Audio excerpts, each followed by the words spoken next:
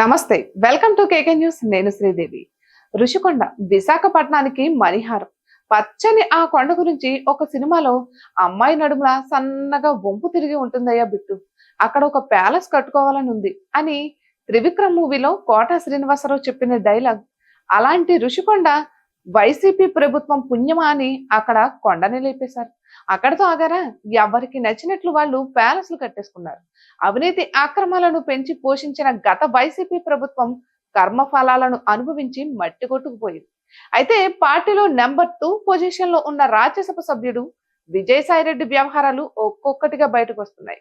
Endowment commissioner హోదాలో ఉన్న మహిళతో కొనసాగించిన అక్రమ సంబంధం దేశవ్యాప్తంగా చర్చనీయాంశమైన సంగతి తెలిసిందే.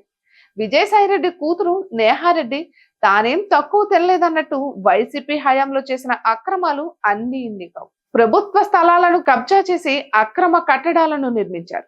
జనసేన కార్యకర్తలు కోర్టు గడప దొక్కడంతో విషయం వెలుగులోనికి వచ్చింది. నేహారెడ్డి అక్రమ కట్టడాలను కూల్చడానికి కూటమి ప్రభుత్వం నిర్ణయించింది. హైకోర్టు నుంచి ఎలాంటి స్టే రాకపోవడంతో జీవీఎంసీ అధికారులు నేలమట్టం చేశారు. భీమిలి తీరంలో నేహారెడ్డి నిబంధనలకు విరుద్ధంగా నిర్మాణాలు చేపట్టింది. బీచ్ రోడ్ లో హోటల్ నిర్మాణం కోసం వేసిన కాంక్రీట్ పిల్లర్లు, గోడలు కూల్చివేయడంతో ప్రజాస్వామికవాదులు హర్షం వెలబుచ్చారు. ఇటువంటి మరెన్నో వీడియోస్ కోసం కేకే న్యూస్ తెలుగు ఛానల్ ని సబ్స్క్రైబ్ చేసుకోండి.